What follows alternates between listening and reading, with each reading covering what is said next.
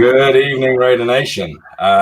This is the UK Commish, Ollie the Writer. I'm here with an exciting new revelation for the UK Raider Nation. We have the Unnamed show, actually. It's called Silver and Black UK Show. We're open to all of your suggestions. Welcome any names you have for this. Drop it down in the comments. If you drop a comment, we should be able to pull this into the stream and talk about it. So what we've got for you tonight is a recap on the last two games and everything that's led up to the last couple of fantastic wins. We will be doing broadcasts every week with an aim to bring you a pre and a post game. Pre-game probably Saturdays and post game on Mondays. We really look forward to welcoming everyone to our streams and looking forward to bringing some special guests along. Fans, you can join in, join the discussion. Really looking forward to it. Then I'm going to bring in a pretty selfless plug. So let's want to say thank you to all of our paid memberships, members that have signed up this year. You're doing great things for fantastic charities either side of the pond. Thank you so much, and really hope that if you've got your members packs that you're really enjoying the merchandise, and if you don't have yours yet, please order it through the website. If you sign up, it's £20 a year. It's fantastic. Proceeds go to charities. So I can't say anything more with that. So here we go. So I'd like to bring in my co-presenters. First and foremost, bringing in Tony Law, co-founder of Silver and Black UK, and also long-term member Mitch, our friend from the north. Guys, Tony, if you want to go ahead and introduce yourself, welcome. I've been a Raiders fan, since 1986. So what's that, 34 years? Long time. To get calculator out. Yeah, I had to take my shoes and socks off. It was terrible. Raiders fan since 1986, since a Raiders Giants game that was broadcast on Channel 4. Watched it one night and was instantly hooked. Raiders were the first team and the only team. Fast forward to 2013 when the announcement came out, and as Ollie said, we kind of founded Silver and Black UK and got the first ever UK Black Hole going, the only UK Black Hole going, which was great. And so co-founder and Black Hole organizer, I guess you could probably call me. Fantastic. Yeah, it's Tony and I didn't know each other before Silver and Black UK, and built a fantastic friendship over the years, and really awesome how the Raiders have brought people together. And then we've got Mitch. Never thought I'd be a friend of someone from Manchester. Birmingham, sorry. Nearly Manchester. You're about halfway. So Mitch, tell us a bit about yourself. I'm probably one of the younger members, Raider fan. Realistically, since I was born, my father's always been a fan. So I was, brought up watching Raiders, back in the day on regular TV before we had the inventions of cable, Sky, whichever it be. That was it. And then come 2013, Raiders gets announced in London against the Dolphins. I'm all for that. And my instant reaction was, someone somewhere has got to be making a black hole in Wembley. Like, that needs to happen. Scours the internet, and who do I come across? These two chaps who did an excellent job. And I've been a member since that. Been to all the international games in London with Raiders. We took my first trip over to Oakland last year. It's been a pleasure being with these guys and being part of SB UK. Fantastic. Yeah, awesome having you and so many others aboard. It's been a good bunch of memories over the last 6 years, actually. The game in Wembley was 6 years ago this weekend, so pretty cool to see that we're now here with a TV channel, I say in inverted commas. Pretty cool. Okay, so let's move on over to our next segment. So the new era, we're aware that we have moved over the days of Oakland are past, but not forgotten. But we move into the next era of Las Vegas. It is certainly an exciting city, and obviously, as us as fans, we are sitting here from abroad, wishing we were there, and I'm sure we will be there sooner rather than later. So we opened up the season on the road in Carolina. Great W, fantastic W. Nice to see that we picked up where we left last season. Really, able to have some returning units. There's not a roller coaster of players coming in and out. It's been nice to see. Then we open up the Death Star, and Wow. that stadium. I don't know what you guys. That stadium is absolutely phenomenal. That's the jewel of the NFL, without a doubt. Yeah. And it is clear Las Vegas has embraced the Raiders. From everything I saw online, that town was taken over by the Raiders. And we didn't even have fans in the stands, but we were still flocking in there. Fantastic to see. Yeah, but Vegas was silver and black by all accounts. From the stuff I saw, like you said, the jerseys going on, the Statue of Liberty out there, everything like that. Yeah, completely took over. And like you said, that before fans even are allowed in. The parking lot was flooded with fans before, after, and during the game. So, yeah, really good to see. Yeah, it's lovely to actually kind of finally tune into a home opener and just sit back and go, wow, that's great. That's and that's not knocking Oakland. Obviously, it was an old stadium. But it was high time that we had something that we could actually be proud of as a home stadium. I understand that's going to be a fairly unpopular opinion, but it's lovely to see us in a state-of-the-art stadium, and one that kind of befits who we are. Definitely.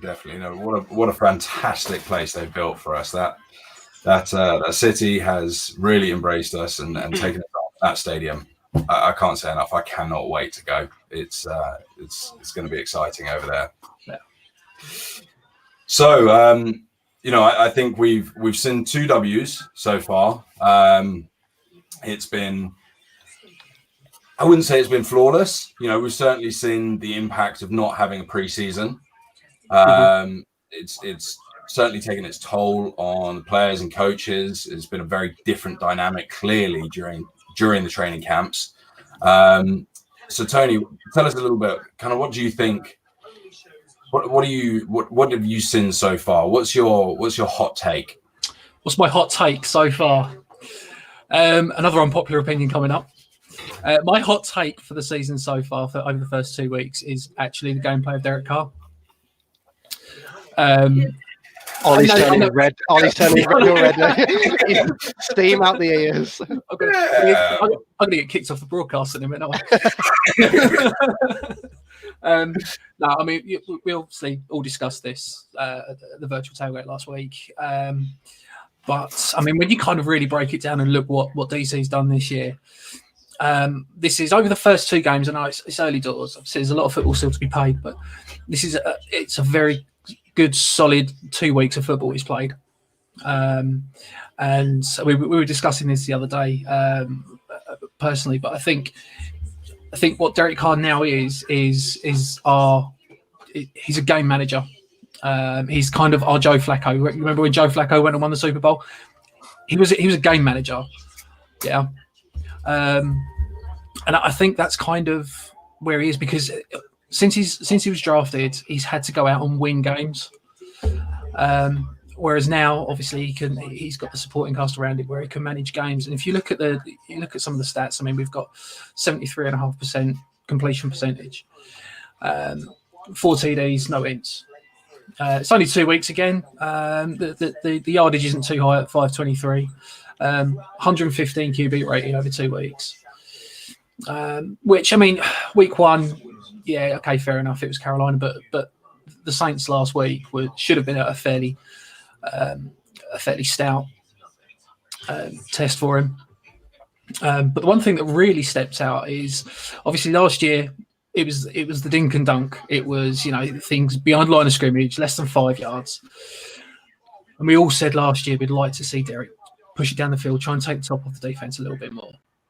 And when you kind of look at it this year, attempts over 10 yards, there's 13 attempts, 7 completions, 2 of which have been touchdowns.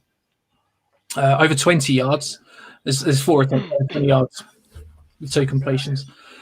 So we are pushing it down the field a little bit more, and I think obviously Ruggs coming in has kind of helped that and give us that option to push it down the field and take the top off.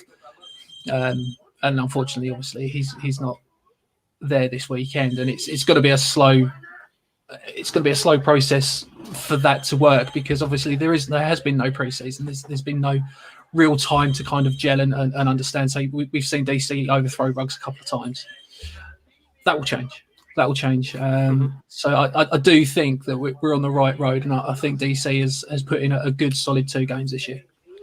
I'm gonna agree with you on that one. I know a lot of people won't, but I think no one has given him as much credit as they should have. Like, yeah, Carolina, they're not looking great this year, but this is a team with a new quarterback, a new head coach in the NFL, and no one had tape on Carolina. So for us to go in there and do as well, and then the Saints defense speaks for itself. They're an incredible defense. So yeah, I think you're right with that. DC has done well. I think Ollie's about to disagree with both of us, but yeah, I think he is. Yeah. We'll see. This is about to become the Ollie show. I'm not a DC hater. Look, that guy has definitely put a bill of work out there for us. That's for sure. Can we do better than DC? Yes. Is it nice to see some consistency at quarterback when he's not hurt? Yeah, it's nice. But the guy, look, I'm not going to knock him. He's gone through some serious injuries. He's tried to put a brave face on, and I actually think that's come at the detriment of his future game. I think, let's look back to the glove game where, he bust up his finger or his thumb or whatever it was. He shouldn't have come back. I understand what he did, but he shouldn't have come back. He should have rested the hand and taken time. Look, and that guy went through a heck of an injury with a back when he broke his back. But, great to see him out there and great to see some consistency. And had those not happened, I would definitely be Team DC. That guy is a phenomenally skilled player, but I think he's damaged goods. I really do think he's damaged goods. And that's not through his own fault. He clearly is a Raider.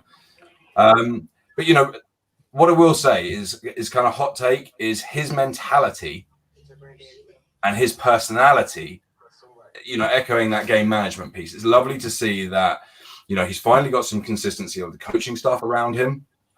So he is managing, but it's not just him managing. Let's be honest.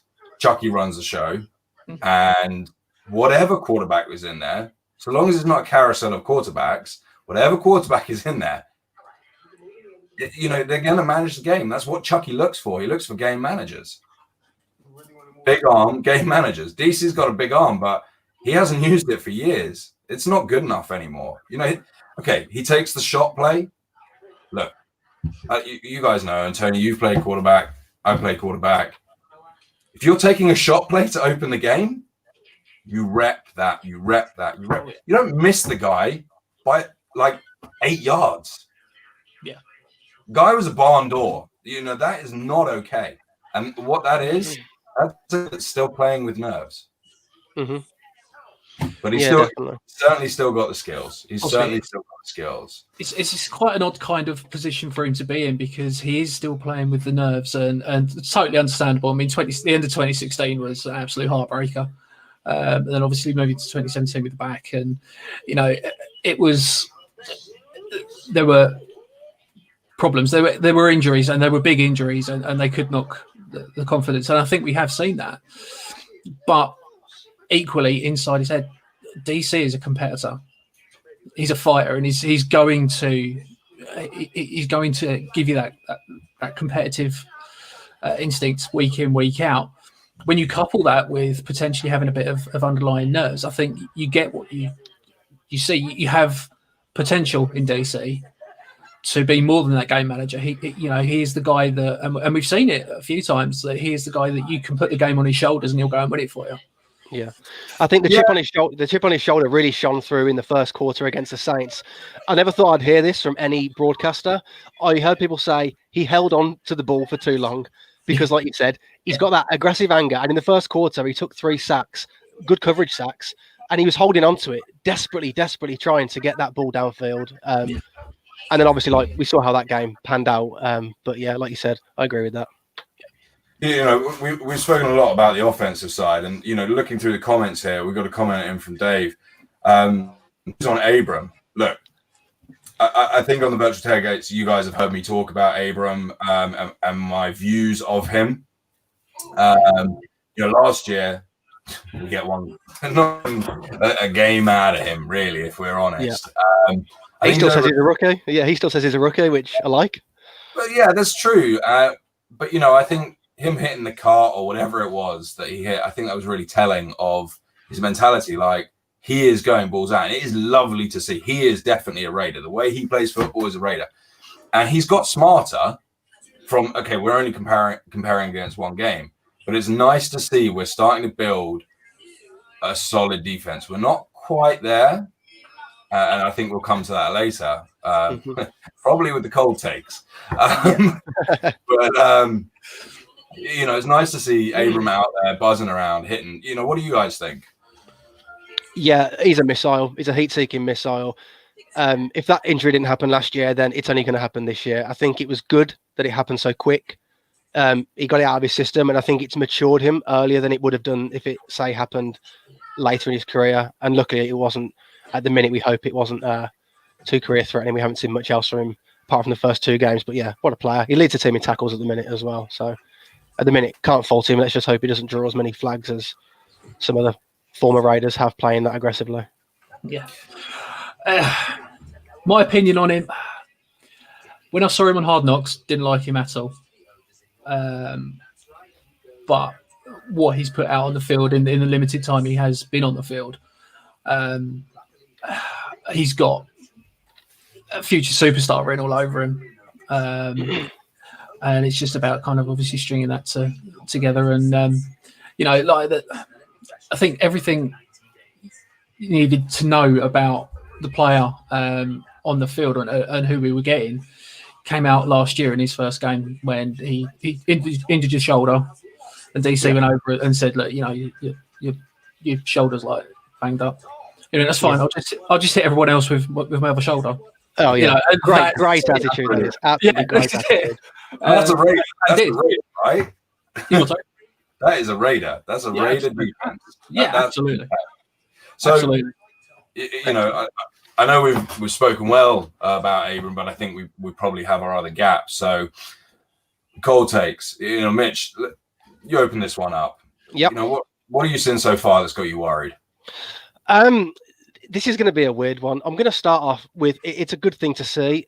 Currently, this season, we're ranked first in third down conversions with 57% completion. That's something I wouldn't ever thought I'd say. But the problem with that is that we're tied for 8th in third down attempts, which says to me we're not getting first downs in first or second. And if you look at who we're in company with in that top 8, Miami, Jacksonville, the Bengals, Washington, the Lions, it's teams that aren't moving the football. Now, are we moving the football? Yeah, the completion percentage on third down to get a first set is showing that we are. But again, I'm watching the games. There was a notable play to Brian Edwards, if you remember, against the Saints, and he threw the ball about 3 yards short of the first down. Luckily, you know, Edwards has caught it, spun, and made the first down, which was a great play. But all it took then was Lattimore to, you know, wrap him up and take him down, and we're on 4th and 2. And then the odd plays with Jacobs, who's catching the ball now. He takes a little, you know, shallow flat or, you know, into the backfield. And if he doesn't run as well as he does, then again, we're 4th and 1, 4th and 2. So I think whilst it's a good thing that we're converting these third downs, eventually we're going to get stopped. So yeah, I'm worried that we're there too much. I don't want to see us, you know, getting caught out by being there. I'd rather just get it done on 1st and 2nd and then don't have them sending pressure on Carr on third down. What do you guys think? Yeah, I think that's a fair assessment.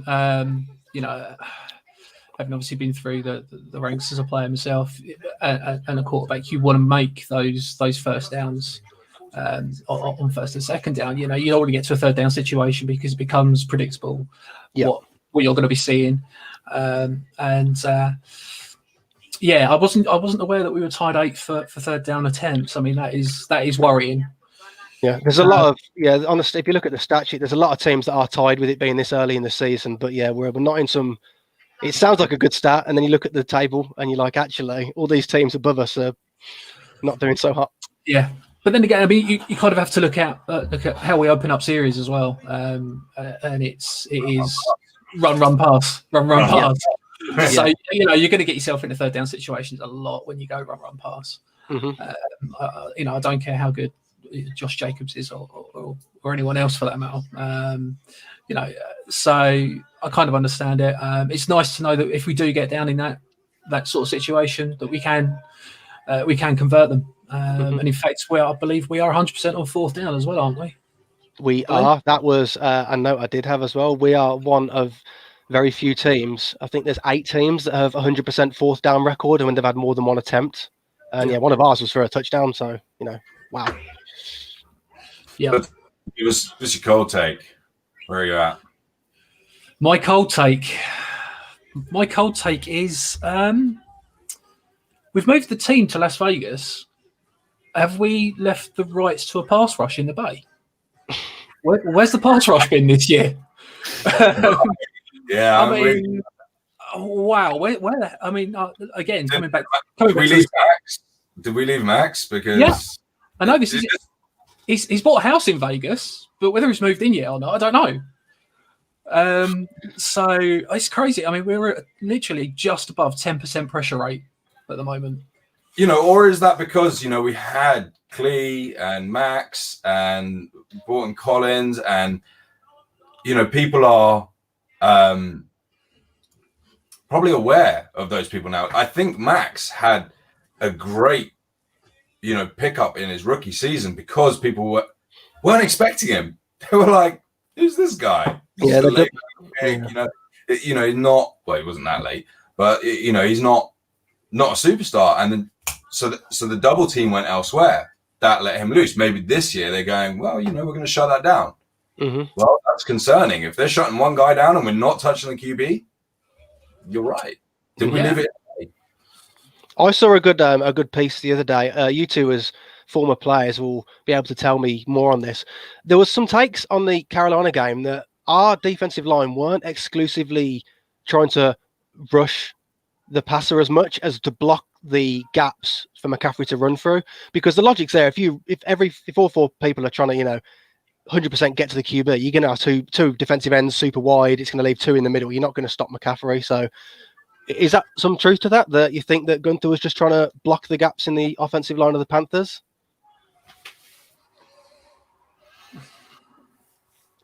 Look, I'm going to come to my take, right? Yeah. You just open that up, okay? So, Gunther, seriously, we're going to harp on about this virtual tailgate, but we're on there every week. But seriously, how do you tell that guy not to show up to work, please? Because he's not turning up to work. What he's putting out there, it's not good enough. We flipped into prevent too early. Our secondary is aggressive. We've got people up there that are going to take someone's head off. Mm-hmm. And yet he's just chilling. Have a run up. I'll line you up at freaking 30 yards away. It's a disgrace. And his defense is about fill the gaps, but maybe we're not filling the gaps. But Gunther, I'm sorry, but this is a road game. Can we leave him there? Because last week it was home. We couldn't leave him. We need to leave him on the other coast. Yeah, he's got to go. Yeah, what is it with this prevent defense that we always switch into? In the third quarter, usually. Do you know what? I don't want to see it at all. I don't want to see it at all. What I want to see is 60 minutes of football. And that means, get rid of the prevent defense. Yeah, you put your foot on the gas. And even if you're sending guys late on, and you're playing the last sort of 2 minutes of the game the same way that you've played the last 58. the prevent defense literally just allows teams to catch up, and we've seen it time and time and time again. Yeah, it's got to stop. We have to just forget the prevent defense, and I understand why it's there, but I want to see that killer instinct, and I've been saying it for years. I want to see the killer instinct from a team that turns up and plays 60 minutes of football for 60 minutes. we allowed no points against the Saints in third quarter, and just you think to yourself, carry on doing that. Don't change it up in the fourth, and yeah. We did say about the run pass, but it was nice to see, at least with the offense, was a bit more foot on throat last week. Mm-hmm. A bit more foot on throat. We were doing what we wanted to do, which was nice to see, and it was working. Yeah. Last year we were doing what we wanted to do, and it wasn't working. This year we are getting what we're doing. So I think we're getting that foot on throat on the offense. Defense, I'm with you. It's just not killer. Like, there is a place for prevent. Not early in the fourth with 9 minutes left and the guys are failing. I was like, no. Against Drew Brees of all people as well. Yeah. Nothing to worry about. But didn't Drew Brees go for one pass over 20 yards the whole game? I'm not sure. I can't remember the stat, but yeah, he wasn't bombing it deep. But so I think it's time we did a little flip and move into the next segment for tonight. So let's have a little cutscene and go.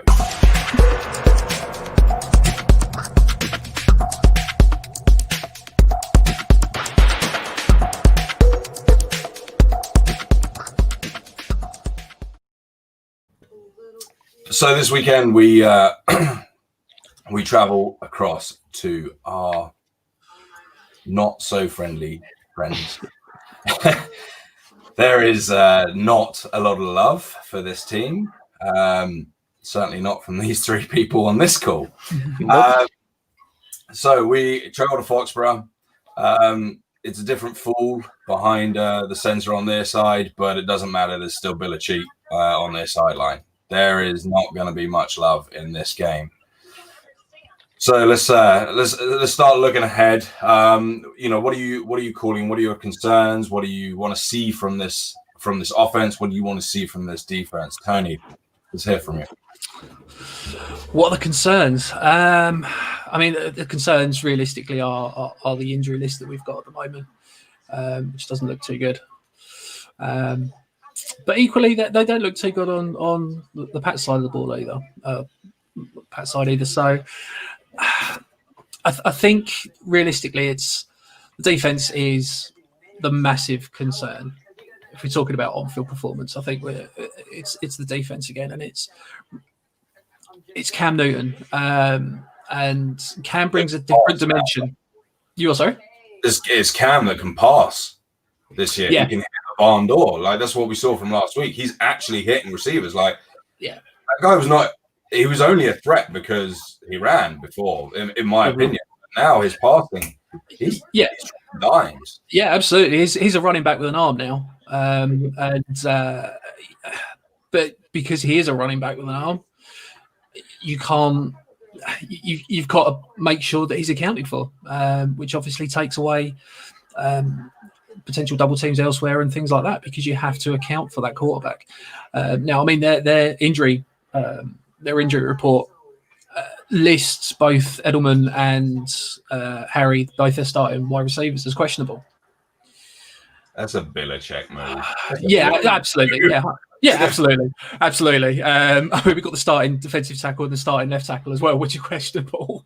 I mean, I can't really see that as anything other than Belichick move. But I think if we can somehow contain Cam Newton, then we stand a fighting chance of kind of helping ourselves out, because he is a much better passer this year, but he is still a running back with an arm.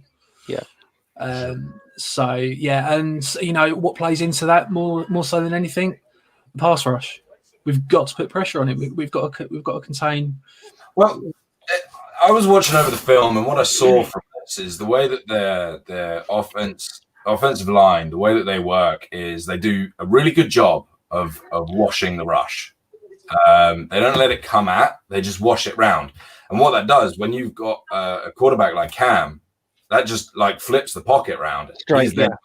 He's left at the front, and that's when he takes off.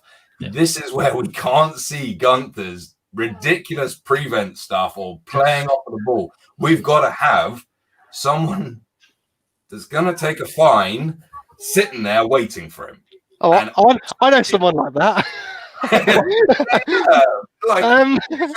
Camera carts, I heard. But... Yeah.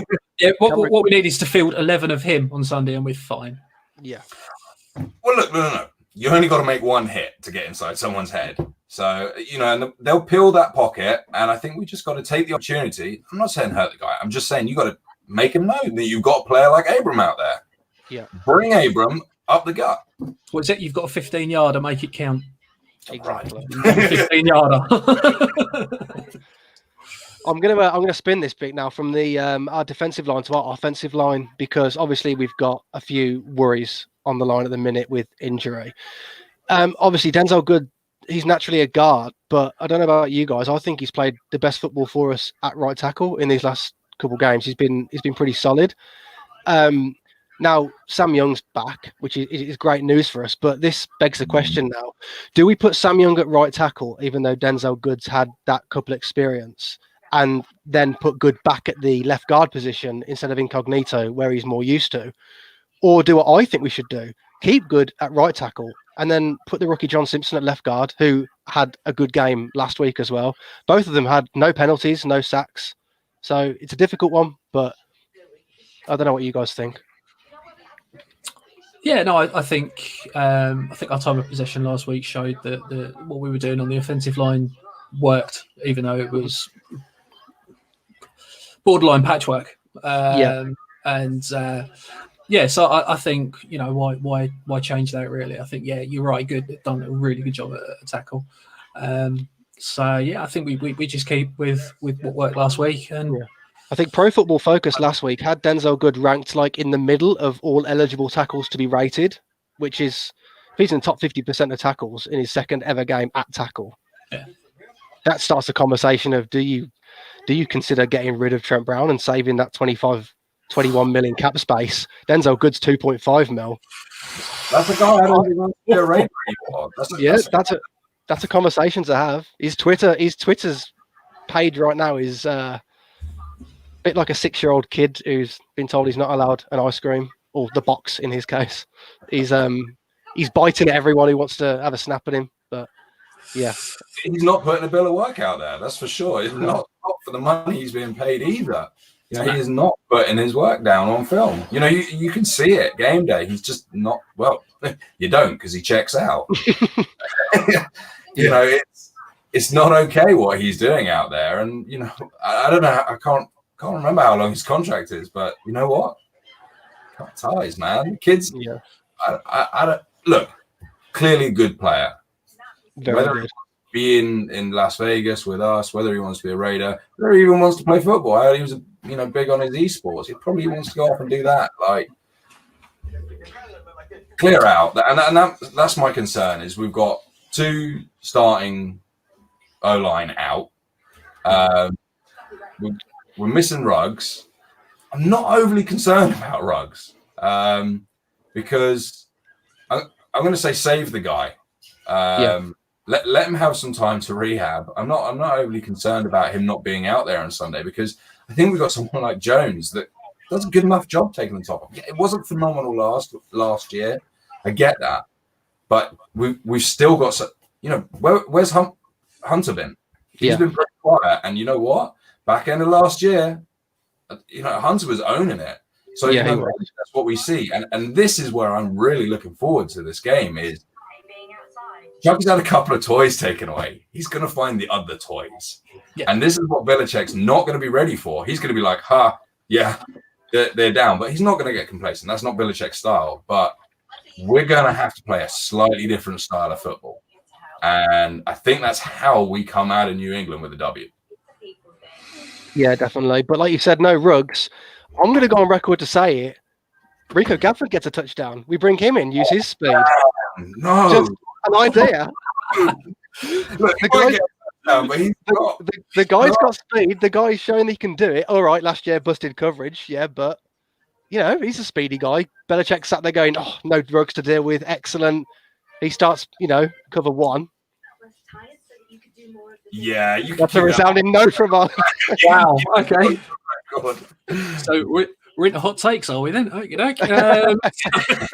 We snaked it back. I'll give you a hot take for Sunday. If Jacobs can't go, who's currently questionable at the moment, Jalen Richard goes over 100 yards and 2 scores on the ground. Richard? Yeah. Let me ask you a question. Go on. Gut or around the perimeter? Is he going around the perimeter? Around the perimeter. And I'll tell you for why. Front seven of New England this year is different, and they are markedly slower. So I think if you've got someone with the pace of Richard who can actually get to the edge and break it, I think we see some massive chunks on the ground from Richard. If Jacobs can't go. I think that's where we've got Witten. He's a great receiving tight end, but it's clear we're not really going to use him that way. Waller is our receiving tight end. Yeah. So I think Witten's going to seal. And the likes of Hunter and such, they are solid. If you watch our runs when we take it out there, Hunter, for a scrawny little guy, he's knocking some guys around. So I'm with you. Round the outside, definitely. Up the middle, he's a little bit fumbleicious. Yeah, and this is what you want Jacobs for. Jacobs is the straight ahead ground up. Yeah, Jacobs will punch him in the mouth, and then when they're committing to that, A gap. What are we going to see from Booker? Maybe Booker's going to be that. He's played really well. Yeah. He's averaging about 7 yards a carry at the minute, because I think our opponents don't see 28 on the field and automatically go, "No, we're good.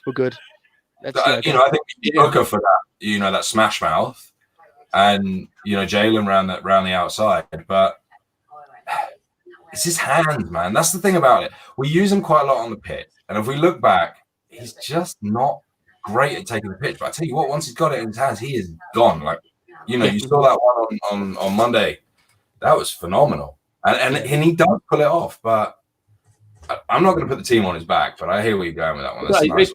He put one on the floor, didn't he, on Monday night? Put a pitch on the floor. Let's gloss over that. The stat went to Derek Carr because some people want to pass the blame onto him. No, definitely Rashad. I'll come to his back on that one. Mitch, give us your point differential. We're going to do this every week. We're going to do predictions, but in a way that we're going to go point differential.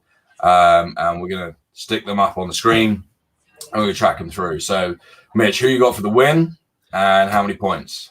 I'm going to go out on a limb. I'm going to say we do it. I'm going to say we go 3-0. I think it's going to be a tight game. It's going to be another shootout, potentially. Both defenses aren't looking excellent, but both offenses are moving the ball well. I'm going to say Raiders by 1. That's it. By 1. I'm going to say 1. At the minute, Carlson's got a great record, but I feel like every time we get the ball, it's either 3 and out or it's a touchdown. I don't see us scoring many. We obviously are, but I see us being 28-27 Raiders. Yeah. Nice, cool. Tony. Oh, honestly, I think it's pretty close to what Mitch is at. I reckon we're going to get into another shootout because that seems to be the MO really this time. And I've got the Raiders by 2. By 2, just undercutting me there. Yeah, it's a little bit. So I've either got 1 point or the tie is my gap. So I've got the Raiders edging it 30-28, I reckon. And I reckon DC wins it for us, or DC 2, shall we say? I reckon Daniel Carlson kicks a game winner for us. Okay, well, let us know in the comments what you're thinking. We'll pull them up. We'd love to talk about it. Now, I'm kind of on the fence here. Look, we're talking Raider football here. I don't want to see anything but a W. I want to see us put 34 points on the board again. That'd be kind of freaky, right? But I also want to see us actually just hold them to 13 points where we should have held them all those years ago. Mm-hmm. Yeah, right. Still hurt. Yeah. Stevie in the comments are right though. 1 is enough. That's all we need. One is enough, right? But yeah, I would want to hold them to 13. That's where they should be. So I'm going to stick it out there. We're going to win by 10. Oof. Yeah, I'm going to ride out there. They're at 13. Yeah, we're at least 10. We're going to put a touchdown and a field goal on them. That's where I'm at. Touchdown and a field goal. Right. There's a round of drinks on this somewhere, so definitely. On the second night in Vegas, you didn't get the first night, so you can. No. I still think the first one's a winner. Cool. So we got Mitch in at 1. I think Stevie's backing you on that 1, or he'll take anything over 1. We've all got Raider W's. This is good. Tony at 2, and I'm sticking my head out there. 10, and I'm putting a double bet on here. We're holding them to under 13 because we're going to be all over their receivers like a rash, and Cam ain't good enough to slot it in there. He may be better passer, but not good enough. No. As about we put this one out there. We go up to Foxborough. It's in the snow. Abram comes on a blitz, right? Knocks Cam out. Littleton recovers it, but this time it actually sticks. Look, I'd love to see it. If that happens, I'm going straight to see. If that happens, I'm going straight to Seawood's Instagram page just to watch his story and wait for him to upload something. Yeah. Excellent. Well, loving it. So yeah, we'll track this through the season. As you say, guys, we brought up a couple of comments. Stick it in the chat below, and we'll start bringing them online. And certainly as we move forward with these, we're starting to find our legs. Let us know what you think. Any segments you want to see or episodes. Please. This is totally interactive. We want to start bringing you guys into this. So moving forward, we will see everyone on Monday night is the plan for post-game wrap-up. No, I'm not going to say it. Post-game wrap-up. Oh, look at that. Got that in the comments. I'm going to bring that one on. There you go. He's got backup. There we go. I got back up. No love for my Daniel Carlton winner out there by the looks of it. Got back up. It's all right, Tony, with your crazy pipe dream. Stevie's in with you. It's a fumble. I don't think it's going to happen. I love to see it. So anyways, moving forward, we're going to try and run these often, different segments, different things. Let us know in the comments what you think. Ping us on Facebook, Twitter, Instagram. We're on all the interwebs. Silver and Black UK. And if you're not already, head on over to silverandblackuk.com/sign-up. Get yourself signed up with a membership. I said it at the opener. It's £20 a year. You get some fantastic swag this year, and you get it every year. And we hold MMUs, come together, and during these times, you've got access to the virtual tailgate. You jump in, game day, have a virtual chat. You'll hear us guys. We're talking through the game. It really is good fun. If you haven't joined, head on over. And the best bit about the swag pack for the membership this year is that if you want to win free drinks from Ollie or Tony, all you've got to do is show them that and wait and see if they produce it. And if they don't, then everyone gets. I'm covered. There we are. Hang on, hang on. Where's the camera gone? Did Tony just leave? Tony's gone. I'm out. Internet problems. I have it. Fantastic. Cool, Tony, Mitch. Any closing comments from you guys? No, I think it's been like you said. It's been a wicked show. Just give us information on anything you want in the show. Any segments you got ideas from. We're going to try and make this as interactive as possible. So thank you guys for having me on, and thanks everyone for watching. Awesome, guys. Cool. Well, been awesome opening a new feature for Silver and Black UK, and really looking forward to some good debates to go forward. Rico Gaffer touchdowns happening. Mark my words. Cool. Well, this has been the Silver and Blake UK. Oh, drop it in the comments. Give us a name. We need a name for the show. Not Yeah. the Three Stooges. Don't need any personal attacks. But just give us a name. We need a name for the show. Cool. With that, we will see you tomorrow. Game Day Threads will go live for chatting through the day, and then about half hour before kickoff, all you members can join in on the virtual tailgate. Really looking forward to welcoming you guys. And as always, go Raiders. Just win, baby. Go Raiders.